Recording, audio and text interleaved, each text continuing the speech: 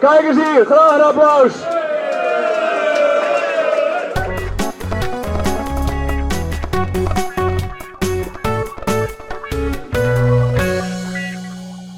Om geld op te halen voor het goede doel ga je tegenwoordig niet meer alleen met collectebussen langs de deur. Nee, dan organiseer je een sportevenement. In Kloetingen heeft de voetbalvereniging vandaag een ATBM wandeltocht georganiseerd om geld op te halen voor de behandeling van de ziekte van Duchenne. Een spierziekte. En om te begrijpen wat het precies voor ziekte is, praat ik vandaag met Frank. Hey Frank. Hoi. Hoe is het? Goed. Hoe is het eigenlijk voor jou om naar zo'n evenement te gaan waar geld wordt ingezameld voor Duchenne? Nou, ik moet zeggen dat ik het altijd heel erg leuk vind om te zien wat er allemaal voor mooie initiatieven genomen worden om geld in te zamelen voor de spierziekte van Duchenne. Ja, want jij hebt die ziekte, maar wat is dat nou eigenlijk voor ziekte? Nou, de spierziekte van Duchenne is eigenlijk een erfelijke spierziekte waarbij eigenlijk je spieren afbreken. En dat betekent dus dat al je spieren in kracht afnemen. En omdat je het stofje dystrofine niet aan kunt maken, kunnen je spieren niet herstellen. Dus de afbraak zorgt er dus voor dat je uiteindelijk steeds minder goed je spieren kan gebruiken. In mijn dagelijkse leven betekent het eigenlijk dat ik alleen nog een klein beetje mijn armen en mijn handen kan gebruiken. En dat ik voor de rest volledig afhankelijk ben van anderen. Dus er is eigenlijk altijd ook 24 uur per dag iemand in mijn nabijheid die helpt met alles wat ik zelf niet meer kan.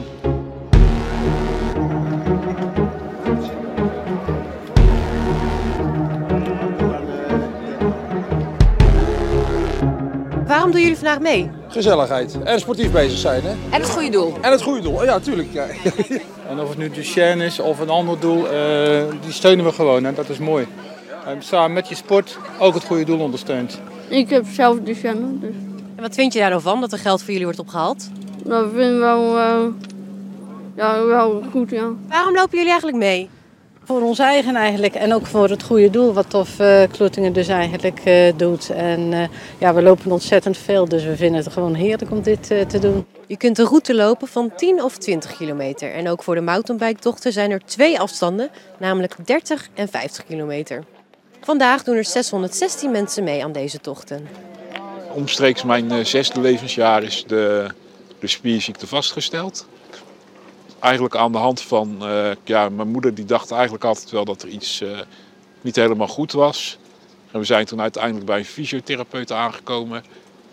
En die heeft eigenlijk ook het vermoeden gehad dat ik de spierziekte van Duchenne had. En hoe kom je er dan achter dat je het hebt? Ze nemen eigenlijk uit je spierweefsel een klein stukje weg. En dat onderzoeken ze dan.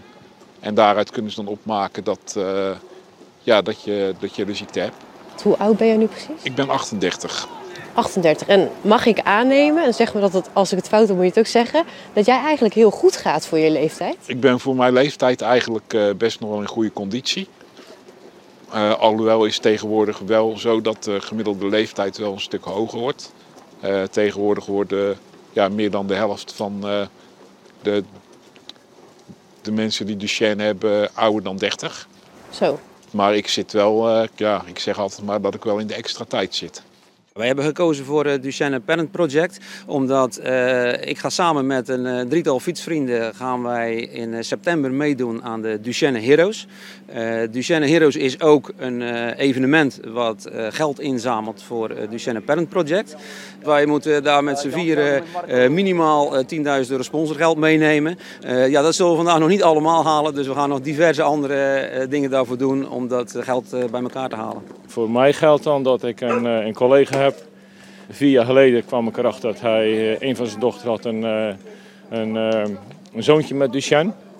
En inmiddels heeft hij 3 kleinkinderen. En al die 3 kleinkinderen hebben nu, die zoontjes hebben Duchenne. En dan ga je pas realiseren wat belangrijk is in het leven.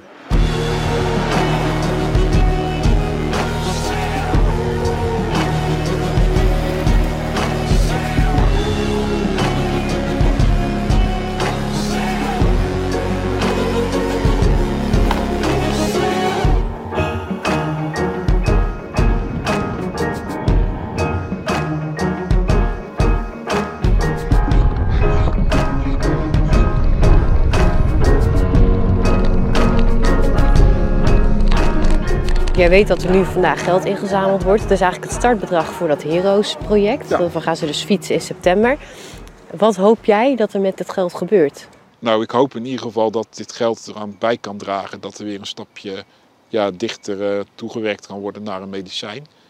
Om in eerste instantie misschien het ziektebeeld wat verder af te remmen. Maar uiteindelijk is het ultieme doel natuurlijk om een medicijn uit te vinden wat ervoor zorgt dat je dystrofine weer aangemaakt wordt. Waardoor je spieren weer blijven werken en waardoor Duchenne eigenlijk opgelost kan worden.